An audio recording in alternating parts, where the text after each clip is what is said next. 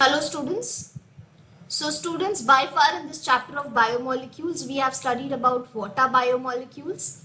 Then we moved on to the types of biomolecules, where the first one that we studied was carbohydrate, where we have studied the three types of carbohydrates. Then we moved on to the second biomolecule, that is lipids, where we again studied about the three types of lipids, the simple, compound and the derived lipid. And then in the last session we studied about proteins, where we have studied the three types of protein, the simple, the conjugate and the derived protein. And the last thing that we studied in the previous session was nucleic acid. So we have started with nucleic acid. And when we studied nucleic acid, we studied that there are two types of nucleic acid which is found in every living organism cells. So it is DNA and the RNA, the two types of nucleic acid. Now amongst the two type of nucleic acid, we have studied about the DNA, we studied the structure of DNA, we studied the detailed information about DNA. And in this particular session, we are moving to the second type of nucleic acid, that is the RNA. So RNA, or the ribose nucleic acid, it is another nucleic acid that is found in every living organism's body. And in most of the organisms, RNA is not found to be the hereditary material.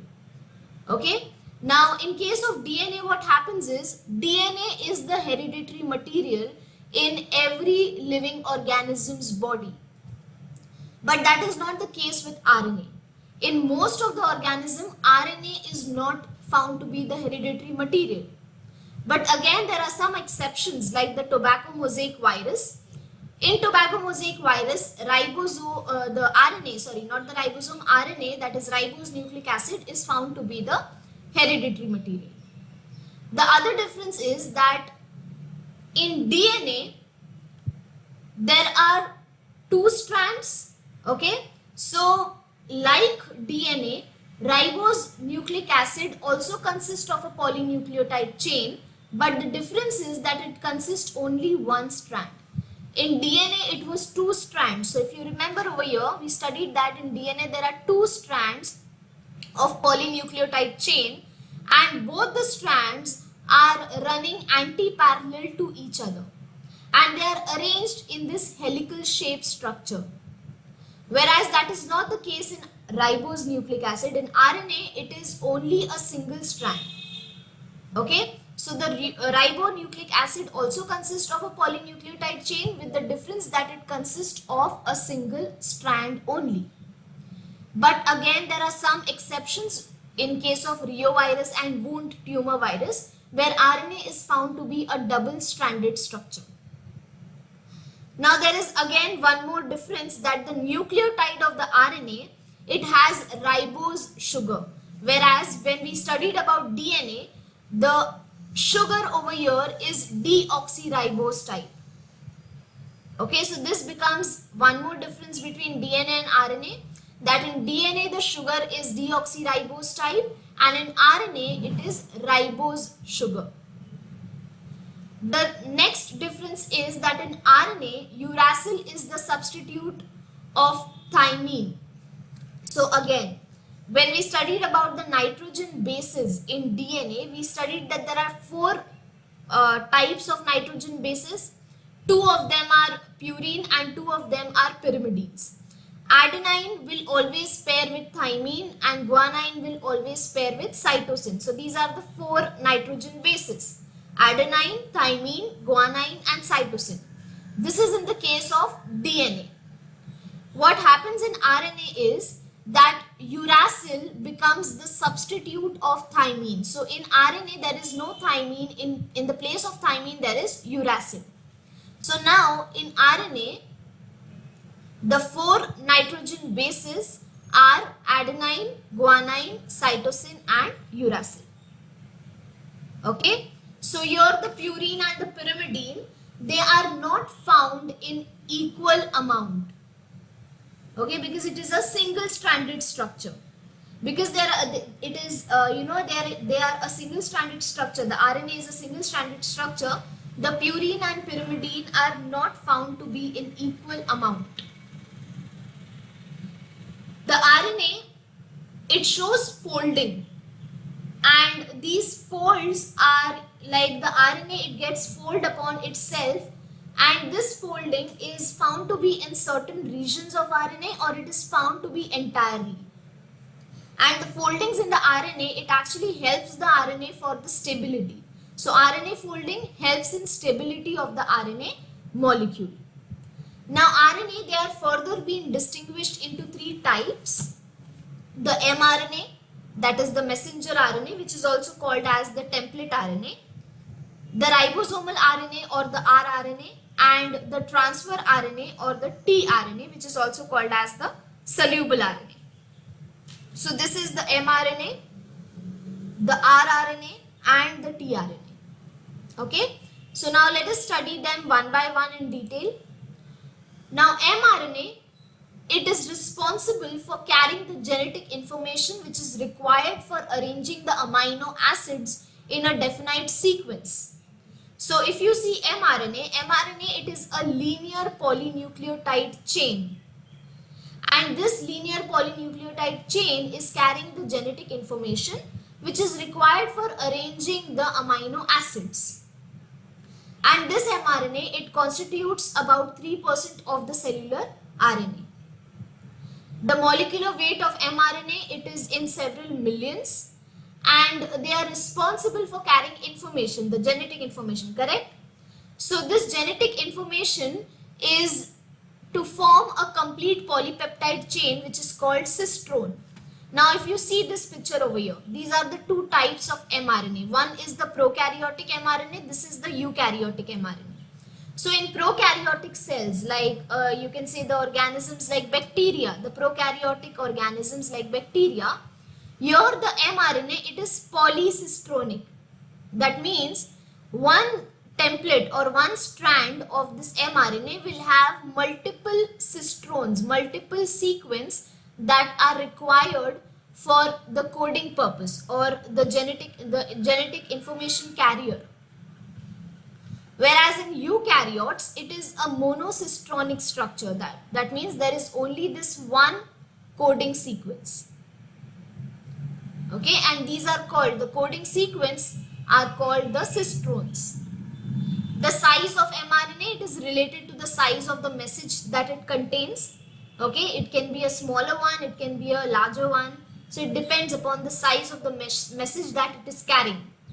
And the synthesis, if we speak about the synthesis of mRNA, it begins with the 5' end of DNA strand and terminates at 3' end. So now, when we were studying about DNA, we studied that the DNA consists of a 3' end and a 5' end. Okay. Now, the mRNA, it is being synthesized from DNA. So the mRNA, it gets synthesized from the 5' end of DNA, and it ends or it terminates at the 3' end or the 3' end of the DNA. Okay. Now students, let me tell you all that your understanding about the types of mRNA and their function, it will be a little complex for you all. Okay, it will be a little difficult for you all to understand this at this stage, because in the next class, okay, in the 12th standard, you have a complete chapter where you will be studying about DNA and the RNAs, the types of RNA and their actual function and how do they function. Okay, the mechanism, the functions, everything. Okay, so here in this session, you won't be having much detailed explanation about it. So you don't have to worry about it, that if you are not understanding much about it, but there are certain basic informations that you need to know about these types of RNAs. Okay, so this was about mRNA. The next one is rRNA. Now rRNA, it forms 50 to 60% part of the ribosome, and it accounts to 80 to 90% of the cellular RNA. So 80 to 90% is of the rRNA in the cell and 3% is mRNA. Now this rRNA, it is synthesized in the nucleus of the cell. Okay, if you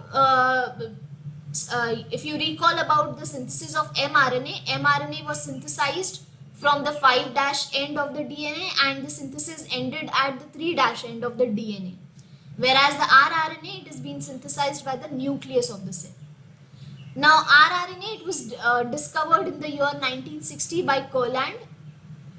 Now there is a thing about rRNA that it gets coiled here and there, and due to this interchain a complementary base pairing is being made. Okay. Now the next type of RNA is tRNA. tRNA molecule are much consisting about 70 to 80 nucleotides.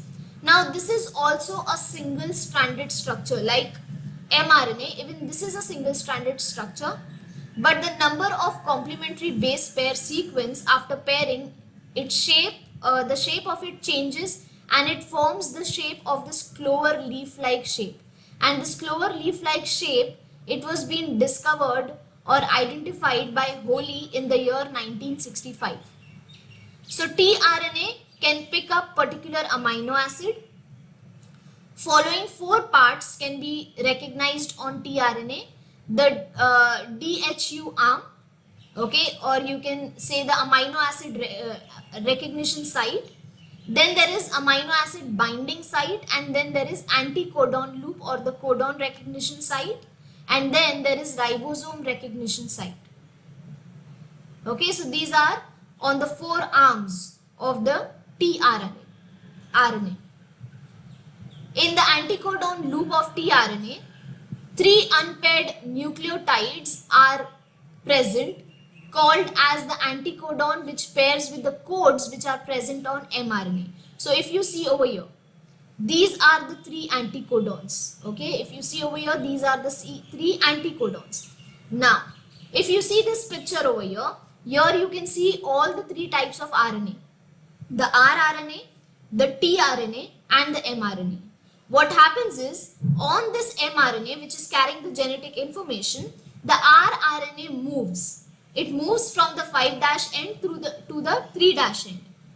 And as it moves, the tRNA will come upon it with the anticodons, and it will code with the genetic information which is present on the mRNA. Okay, you can see it here also in this picture.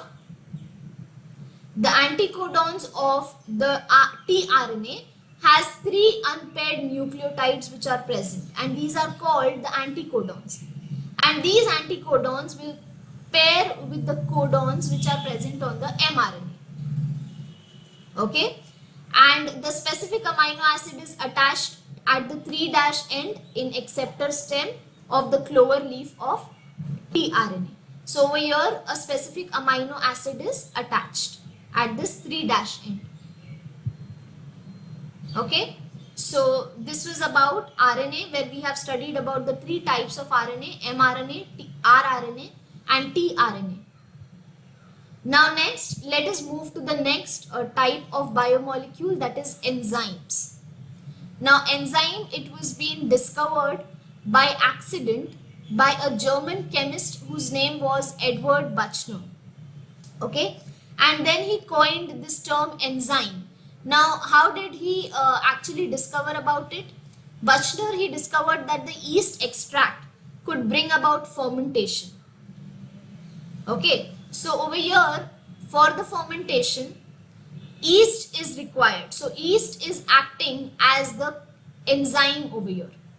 So that is how he coined this term as enzyme.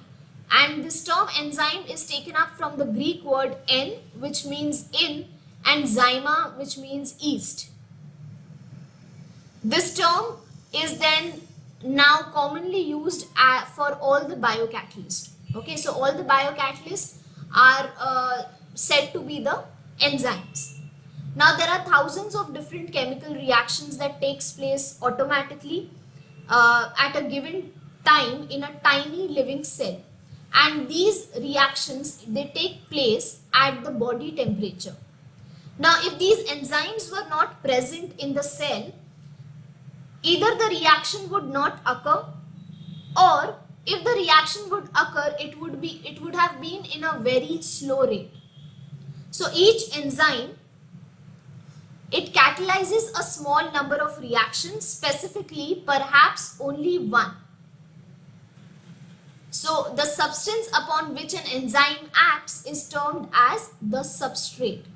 So how this mechanism is carried, that the substrate, the reactant, it moves towards the enzyme, the active site of the enzyme. There is a chemical reaction that is triggered by the enzyme, and then the enzyme releases the product. Okay, so the enzyme which act within the cell in which they are synthesized, they are known as endoenzymes. For example, the enzymes that have been synthesized in chloroplast and mitochondria. Now, if the enzymes, they act outside the cell, okay, so suppose, see now here the thing that you need to understand is that the cell will synthesize the enzyme. So if that particular enzyme which is synthesized by a particular cell, if it acts inside that particular cell, it will be considered as endoenzymes, like the enzymes which are produced by chloroplast and mitochondria.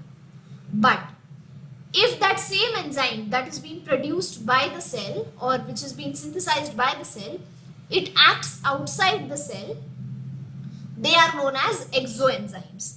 For this, the enzymes, the example that you can take is the enzymes that is released by many fungi.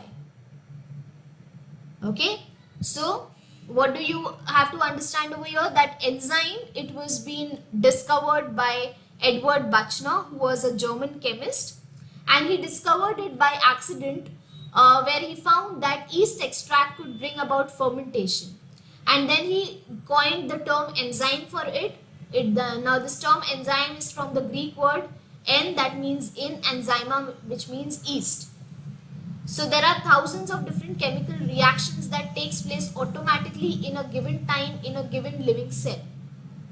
And if these enzymes were not present, the chemical reaction that takes place, it would have not occurred, or even if it would have occurred, it would have occurred at a very slow pace, at a very slow rate. So you can say that the enzymes, they are responsible for occurrence of these chemical reaction. They act as a biocatalyst. So that is how for all the biocatalysts, the term that is being used is enzymes. Enzymes can be of two types. If it is acting inside the cell that has synthesized it, it is endoenzyme. If it is acting outside the cell that has synthesized it, it will be exoenzyme. Okay. Now let us study about the nature of enzymes. So on the basis of chemical composition, enzymes can be put in two categories. One is purely proteinaceous enzyme. For example, proteases that splits the protein, and the other one is conjugate enzyme. Now this conjugate enzyme, it is made up of protein to which a non-protein, that is the prosthetic group. If you remember when we were studying about proteins, we studied about simple proteins, then we studied about conjugate proteins. Conjugate enzymes are what? They are made up of proteins to which a non-protein prosthetic group is being attached. Okay. Now this prosthetic group, it is firmly bound to the protein. Now this is in case of conjugate enzyme. So what happens in conjugate enzyme? The prosthetic group, it is firmly bound to the protein component and by a chemical bond, and it is not removed by hydrolysis.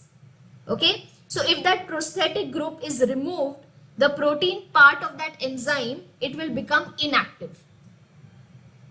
Now, if we speak about purely proteinaceous enzyme, the proteinaceous part of the enzyme, it is called apoenzyme.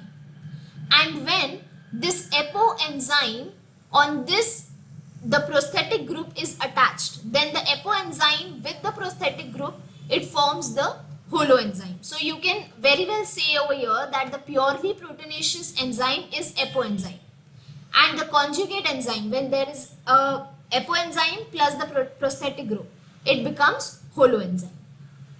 Okay, so there are enzymes which require certain organic compound, and there are enzymes that require certain inorganic ions for their activity. In case of organic compounds, these organic compounds are tightly attached to the protein part, and so they are called as coenzymes. Okay, and the examples of organic coenzymes are nicotinamide adenine dinucleotide, that is NAD, and flamin mononucleotide, that is FMN. And in case of inorganic ions, the inorganic ions which are loosely attached to the protein part, it is called as cofactor. And the examples of cofactor is that the magnesium, copper, zinc, iron, manganese. These are all the ions of the metals. These are all acting as the cofactor. Now in case of iron, iron is a cofactor of enzyme catalase, and manganese is a cofactor of enzyme peptidase. Now often the metal cofactors like the copper, zinc, iron, manganese and magnesium, they are referred to as enzyme activator, because when they are attached to the enzymes gets activated. Okay. So this was about the nature of the enzyme. Now students, we are ending this session over here, and in the next session we'll be studying about the properties of enzyme. Then we'll be moving to the classification and the mechanism of enzymes.